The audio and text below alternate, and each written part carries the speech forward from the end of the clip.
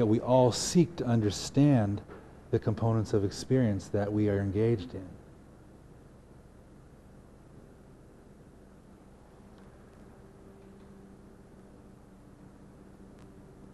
It is this area that gives rise to philosophy. The wonderful lattice work of logic that supports meaning until you go like this and look at it from a different way. Relativity is the bane of philosophy. And relativity is essentially all we've got.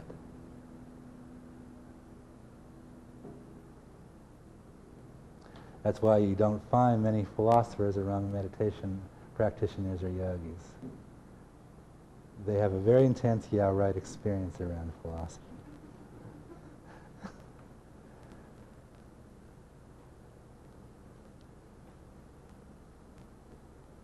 Yet, we do seek to understand the qualities of our experience.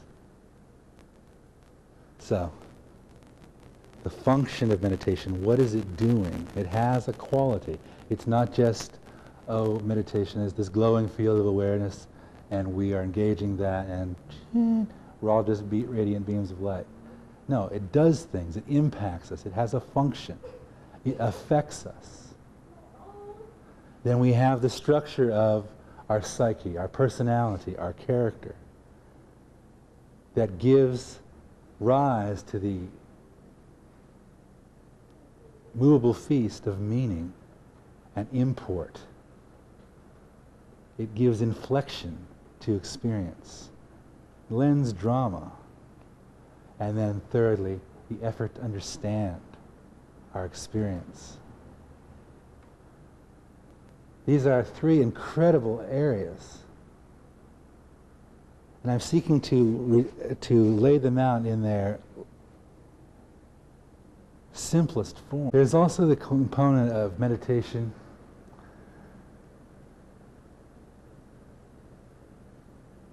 which is what you would call associative and disassociative.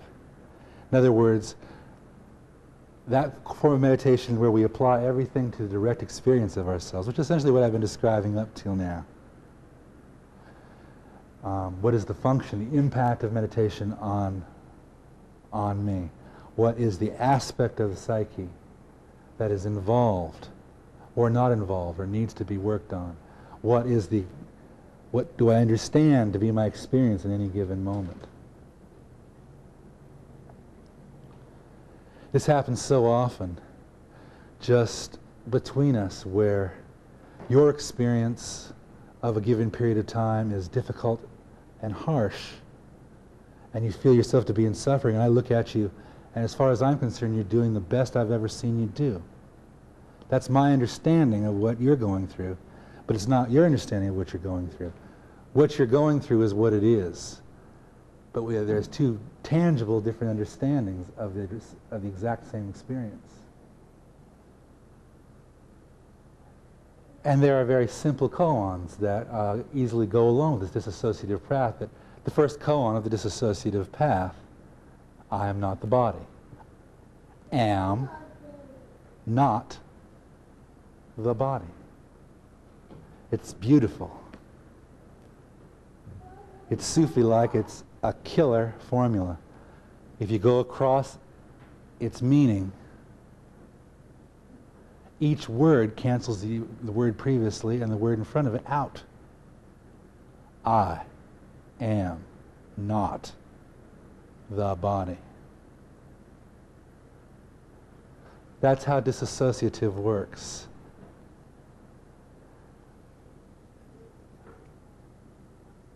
Subjective declaration, am, objective ownership, not denial of the two, the body, denial of support. So you're canceled out completely. What are you? That process that I just went through is a whole other aspect of the process of meditation. That is a synthetic experience. I made it up. I used the parameters of the intellect and the parameters of the meanings of words to engage the awareness through the reflex of the mind. At the same time, I've been sitting here in front of you the whole time. I'm looking at you, you're looking at me. Nothing really changed. You could see my body, you could hear my words. So it's a use of the synthetic quality of awareness to produce an effect that has meaning, because what occurs there does have meaning.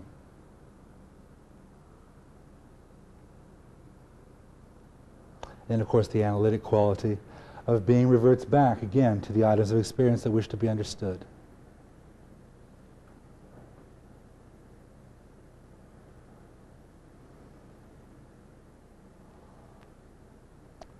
You are the self. Usually the path of meditation involves a certain amount of preparation. You can't just jump into it and expect it to take, except in the cases of the very talented. And usually in the cases of the very talented, you're dealing with a person that has had the opportunity to study the spiritual sciences in past lives, and it seems to come naturally to them in this life. But there is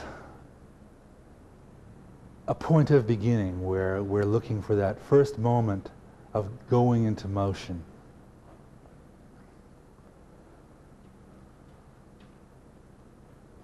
So usually you see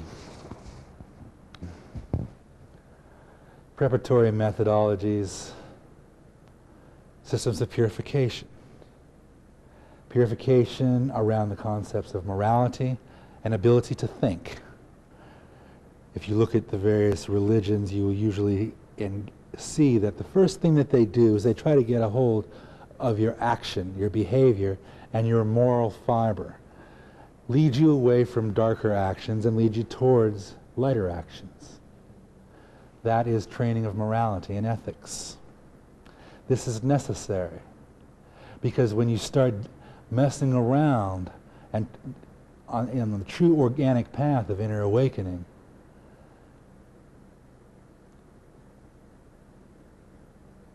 you're going to need all the strength and stability you can find. Usually the path to purification, the purification of the body, which is usually control of diet, basic disciplines, morality, which is essentially the modification and defeat, ultimately, of what are generally termed the 6 poisons.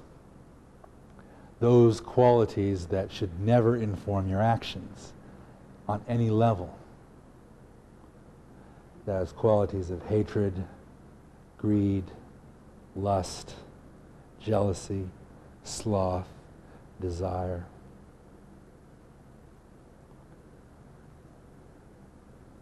It has been found that the electromagnetic pulse, the quality of energy, the current of energy that runs through the system, when any of those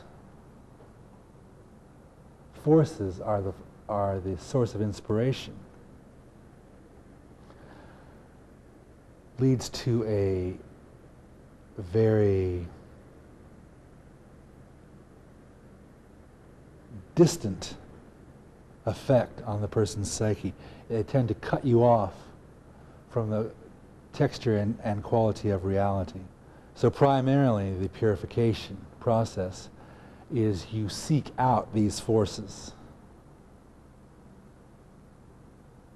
through a function of intellect and willpower.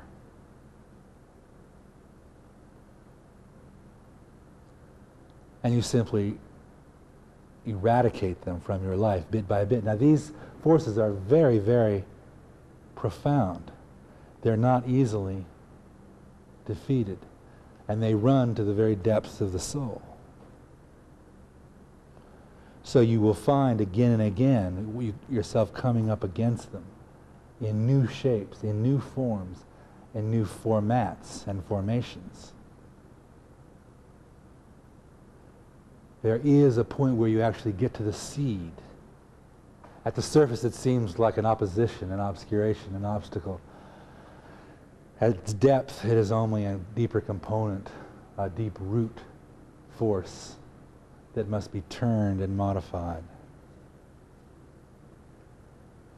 It's something that you'll confront in yourself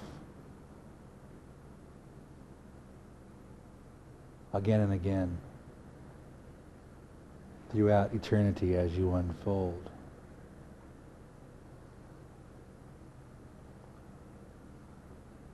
Your experience of it and the part of your psyche, the parts of your character and personality that is engaged, and the function of it will produce a different effect at every time. See how these principles function. Of function, psyche, aspect of personality, and quality of experience.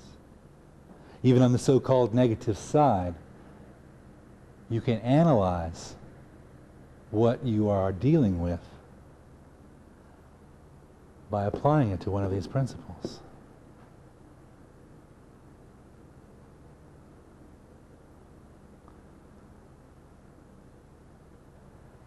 Just as you're going through the daily action of your life. And in one of your actions, you detect the note of greed. You just feel that energy. You've examined it enough, and you certainly know the feeling of it. And it comes up and goes, oh. And you look at it, and you see it. Rather than deny that you did that, you say, whoa, and you look at it.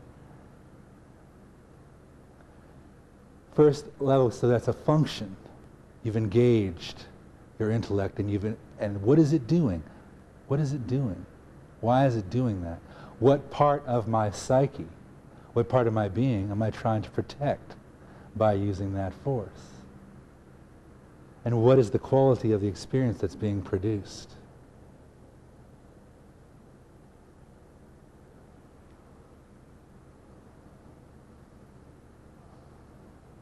That is also meditation. See, meditation is not just this glowing field of light up here, but down here in the pit, down here in the ditch, where life takes place, is not meditation. Down here in the ditch is more meditation than this.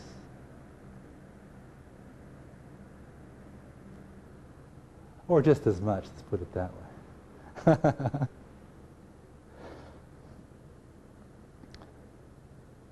But there is an intention to eliminate the effect of these 6 poisons from our actions. You will find it's one of the marks of evolution. Usually when you are measuring a person,